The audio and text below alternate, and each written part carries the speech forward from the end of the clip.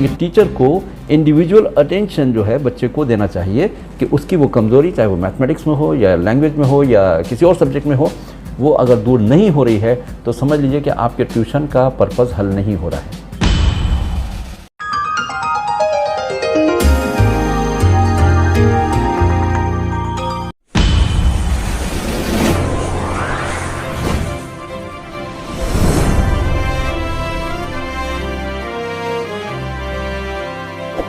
Subscribe now and press the bell icon. Never miss an update. Hello friends, मैं हूं खालिद खान और आज हम बात करेंगे कि बच्चों को होमवर्क किस तरीके से कराना चाहिए। छोटे बच्चों को ख़ास तरीके से पेरेंट्स की अटेंशन बहुत ज़रूरी होती है और अक्सर ये देखा गया है कि जो पेरेंट्स बच्चों को होमवर्क कराने के लिए बैठते हैं तो वो उनसे कंट्रोल में नहीं आते। तो उसका आसान तरीका वो ये निकालते हैं कि बच्चों को उठा करके ट्यूशन में भेज देते हैं और ये ट्यूशन टीचर की जिम्मेदारी हो जाती है कि वो होमवर्क करा के बच्चों को स्कूल में भेजे। बात सिर्फ स्कूल का होमवर्क कराने का नहीं है, बात यह है कि बच्चों को असल प्रैक्टिस देना है कि उसने जो कुछ स्कूल में सीखा है वो प्रैक्टिस करके उसको पुख्ता कर ले, उसको पक्का कर ले, ताकि उसको आने वाले दिनों में उसकी जो फाउंडेशन है वो मजबूत हो सके। और जब मेरी बात होती है पेरेंट्स से अक्सर व बेशतर, तो उनका कहना होता है कि सर हम तो पढ़े लिखे हैं नहीं, हमने उर्दू मीडियम से तालीम हासिल की या हिंदी मीडियम से हम पढ़े लिखे हैं, हमें इंग्लिश मीडियम का नहीं आता। सवाल यह है कि 3 साल 4 साल का बच्चा जो स्कूल में पढ़ने के लिए आ रहा है, कि इंग्लिश मीडियम स्कूल में आ रहा है, उसने कौन से मीडियम तालीम हासिल की है? वो तो कहीं से भी नहीं पढ़ा है, उसने बिल्कुल बिगनिंग से शुरू करना है, ABCD से उसको पढ़ना शुरू करना है। तो यहाँ मुझे अपनी सिस्टर्स को एक एडवाइस देना है कि जब आप बच्चों को स्कूल में एडमिशन कराते हैं, नर्सरी में, जूनियर में या सीनियर KG में, तो उस वक्त बच्चे की जो बुक्स होती हैं उन किताबों को आप भी पढ़ना शुरू कर दें। जब छोटा बच्चा 3-4 साल का बच्चा उन किताबों को पढ़ करके सीख रहा है तो आप तो बआसानी कर सकते हैं, आपने कुछ तो जानते ही हैं। नहीं भी जानते हैं तो बिल्कुल शुरू से बच्चे के साथ में लग करके ABCD आप पढ़ना शुरू कर दें। और यकीन जानिए कि बच्चा तो खैर छोटे होते हैं बच्चे, उनका डेवलपमेंट इतना माइंड का नहीं होता है, आप उससे बहुत तेज़ी के साथ में बहुत कुछ सीख जाएंगे। और इसका नतीजा ये निकलेगा कि जब बच्चा 2-4 पेज ही पढ़ पाएगा तब तक तो आप काफ़ी आगे निकल चुके होंगे। और इस तरीके से जो है आप बच्चे से काफ़ी आगे जा कर के बच्चे को एहसास भी नहीं होगा कि हमारी माँ पढ़ी लिखी नहीं है या उनको इतनी ज़्यादा इंग्लिश नहीं आती है। आप उससे कहीं ज़्यादा इंग्लिश के बारे में जान सकती हैं, लेकिन रेगुलर बेसिस पे, शर्त यह है कि रेगुलर बेसिस पे, डेली बेसिस पे आपको जो कुछ भी आपके बच्चे को स्कूल में पढ़ाया जा रहा है या टीचर पढ़ा रही हैं वो आप भी याद करते जाइए। और बहुत आसान है, आधा घंटा या 1 घंटा बच्चे के साथ में आपको बैठना है और बच्चे से पूछना भी है कि बेटे ये क्या है, तो बच्चा खुद ही बता देगा। A for Apple, B for ball. आप भी इस तरीके से उसको सीख सकते हैं कि ये A है, ये B है। और थोड़ी सी अगर मेहनत कर लें, आप लिखना भी शुरू कर दें, तो आप भी बहुत तेज़ी के साथ लिखना, पढ़ना और बोलना, तीनों चीज़ें आप सीख सकते हैं बच्चों को होमवर्क कराते वक्त। और अगर कोई चीज़ समझ में नहीं आ रही है आपको, तो आप बच्चों को जब स्कूल में ड्रॉप करने जाते हैं या बच्चे को पिकअप करने जाते हैं, उसी वक्त टीचर से पूछ लीजिए कि टीचर इसका क्या मतलब था, ये इसको कैसे लिखा जाएगा। बच्चों को प्रैक्टिस के लिए बुक्स दी जाती हैं, वर्कशीट्स दी जाती हैं, आप भी उन पर प्रैक्टिस कर सकती हैं थोड़ा सा बैठ करके। तो हमारे ब्रदर्स हैं या सिस्टर्स हैं, जो भी हैं, अगर वो चाहें तो बच्चे के साथ, बल्कि उससे कई ज़्यादा स्पीड पर आप खुद भी इंग्लिश बोलना पढ़ना सीख सकते हैं। लेकिन शर्त यही है कि जो कुछ भी स्कूल में पढ़ाया जाए वो आप घर में आ करके बच्चे के साथ में बैठ करके वो वैसा ही पढ़ना शुरू करें। और इसी तरीके से नंबर्स 1 2 3 4 5 6 7 8 9 10 ये भी आप सीखना शुरू कर दीजिए, बोलना भी शुरू करिए और लिखना भी थोड़ा शुरू कर दें। तो बच्चे को सिखाते सिखाते आप भी सीखते चले जाएंगे। और ये फार्मूला पिछले 20 साल के एक्सपीरियंस में बता रहा हूँ आपको कि मैंने कुछ अपनी सिस्टर्स को, यानी जो एडमिशन्स के लिए आए, और उन्होंने यही कहा कि सर हम तो उर्दू मीडियम से पढ़े हुए हैं, हम कैसे इसको होमवर्क करा पाएंगे। मैंने असल में ट्यूशन के लिए मुखालफत की थी कि देखिए ट्यूशन में इल्ला माशाअल्लाह कोई ट्यूशन टीचर सही हो तो हो, वरना तो आम तौर पे ये देखा गया है कि बच्चों को जो होमवर्क दिया गया है वही होमवर्क कराने के वो खामखा आपसे अपनी फ़ीस चार्ज करते हैं, और कुछ पढ़ाई या जो बच्चे की कमज़ोरी है स्कूल में उसको दूर नहीं हो पाती।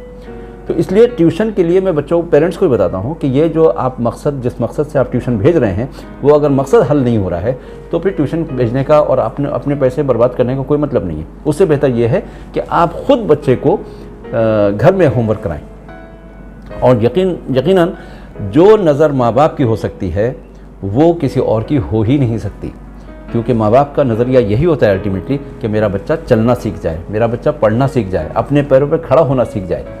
लेकिन ट्यूशन में इस किस्म की चीज़ बड़ी मुश्किल से देखने को मिलती है, जहाँ टीचर वाकई ये चाहे कि उसके बच्चे जो हैं वो पढ़ना लिखना सीख जाएं। वहाँ तो होता ये है कि एक तरीके से लिख करके दे दिया कि हाँ इतने पेजेस आपको लिखना है, भले बच्चा कुछ समझ रहा है कि नहीं समझ रहा है, पढ़ रहा है कि नहीं पढ़ रहा है, उनको अपने 2 घंटे 3 घंटे टाइम निकालना है और बच्चों को घर वापस भेज देना है। ये इंसिडेंट्स हमारे सामने अक्सर आती रहती हैं और मैंने कई बार ट्यूशन टीचर्स को भी बुला के समझाया कि आपके पास बच्चा अगर कोई आ रहा है तो वो एक्स्ट्रा प्रैक्टिस करने के लिए आ रहा है, उसके अंदर जो कमज़ोरी है उसको दूर करने के लिए आ रहा है। मुमकिन है कि क्लास में चूँकि काफ़ी बच्चे ज़्यादा होते हैं, 30-40 बच्चे होते हैं, तो टीचर इतने ज़्यादा फोकस, इतना तवज्जो ना कर पाए बच्चे की तरफ जितना कि आप ट्यूशन में कर सकते हैं। तो आप जो बच्चे की कमज़ोरी स्कूल में है, अगर आप उसको दूर करने की तरफ तवज्जो देंगे तो सही रिजल्ट आएगा। इसका मतलब ये हो गया कि आपको ये समझना चाहिए कि बच्चा हमारा किस चीज़ में कमज़ोर है और कब इसको ट्यूशन दिलाना चाहिए, वरना तो ट्यूशन दिलाने का कोई मतलब ही नहीं है। यानी ट्यूशन उसी वक्त बच्चों को दिलाना चाहिए जब वो स्कूल में कुछ ना कर पा रहा हो। और अगर हमारी सिस्टर्स, हमारे ब्रदर्स जो हैं वो थोड़ा सा टाइम निकाल के, आधा घंटा 1 घंटा निकाल करके बच्चों के साथ में शुरू से बैठना शुरू कर दें उनको होमवर्क कराने के लिए, तो ना सिर्फ ये कि वो खुद अपनी नॉलेज इंप्रूव कर सकते हैं, अपने आप को अपग्रेड भी कर सकते हैं और बच्चों को बहुत ही इफ़ेक्टिव तरीके से गाइड कर पाएंगे कि बच्चों को होमवर्क किस तरीके से करना है। हाँ, कोई मुश्किल परेशानी आ रही है तो आप टीचर से अलग से जा कर के पूछ सकते हैं कि इसको कैसे करना है, क्या करना है।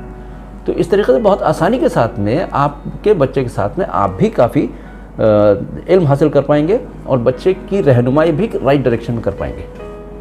तो मेरा मशवरा है कि जब आप ट्यूशन में बच्चों को डालें तो वहाँ पे 2 चीज़ें ये देखना चाहिए आपको कि हमारा बच्चा अगर किसी चीज़ में कमज़ोर है तो वो कमज़ोरी उसकी वहाँ पे निकलना चाहिए। यानी कि टीचर को इंडिविजुअल अटेंशन जो है बच्चे को देना चाहिए कि उसकी वो कमज़ोरी, चाहे वो मैथमेटिक्स में हो या लैंग्वेज में हो या किसी और सब्जेक्ट में हो, वो अगर दूर नहीं हो रही है तो समझ लीजिए कि आपके ट्यूशन का पर्पज़ हल नहीं हो रहा है। तो ट्यूशन का पर्पज़ उसी वक्त हल होगा जब आपके बच्चे की वो कमज़ोरी दूर होगी और क्लास में यानी कि स्कूल में उसके मार्क्स अच्छे आने लगेंगे और वो अलॉन्ग विद अदर स्टूडेंट्स वो भी अच्छी तरीके से पढ़ाई लिखाई करने लगेगा। और हमारी सिस्टर्स अगर ख़ुद शुरू से बच्चों को लेकर बैठती हैं तो उनके लिए बेहतरीन अपॉर्चुनिटी है कि वो ख़ुद भी इंग्लिश में बातचीत करना, मैथमेटिक्स सीखना, ये तमाम काम खुद से भी कर सकते हैं अपने बच्चों की तालीम के साथ साथ। शर्त सिर्फ इतनी है कि बच्चों को 1 घंटा लेके बैठना है साथ में और उनके साथ में बैठ के उनको होमवर्क कराना है। ये कोई मुश्किल काम नहीं है। अपने बच्चों के लिए अगर हम दिन में 1 घंटा भी ना निकाल सकें तो ये बड़े अफसोस की बात है कि हम ये चाहें कि सिर्फ हमारे ट्यूशन टीचर या स्कूल टीचर्स जो हैं वही पढ़ा लें और हम कुछ ना करें, तो ये ज़रा बहुत अच्छी बात नहीं है। मुझे उम्मीद है कि इस तरीके से आप बच्चों को, अपने बच्चों को अपने ज़ेरे निगरानी न सिर्फ होमवर्क करा पाएंगे बल्कि ख़ुद अपनी तालीम को भी इम्प्रूव कर पाएंगे और उसको एक सही डायरेक्शन दे पाएंगे। लेकिन कंडीशन वही है, knowing is knowing and doing is doing and there is a great difference between knowing and doing. यानी जानना जानना है और करना करना है, और जानने और करने के बीच में ज़मीन आसमान का फ़र्क है। आपको ये फार्मूला पता चल गया है। अगर आप इस पर अप्लाई करेंगे, अमल करेंगे तो आपको फ़ायदा होगा, वरना तो कोई फ़ायदा नहीं है जानने का और उस पर अमल ना करने का।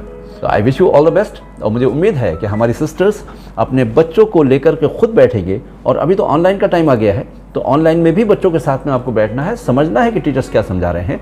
आप तो घर में आपकी एजुकेशन हो सकती है, आप खुद भी अपने आप को अपग्रेड कर सकते हैं और अपने बच्चों को भी राइट डायरेक्शन में गाइड कर सकते हैं। All the best. Subscribe now and press the bell icon. Never miss an update.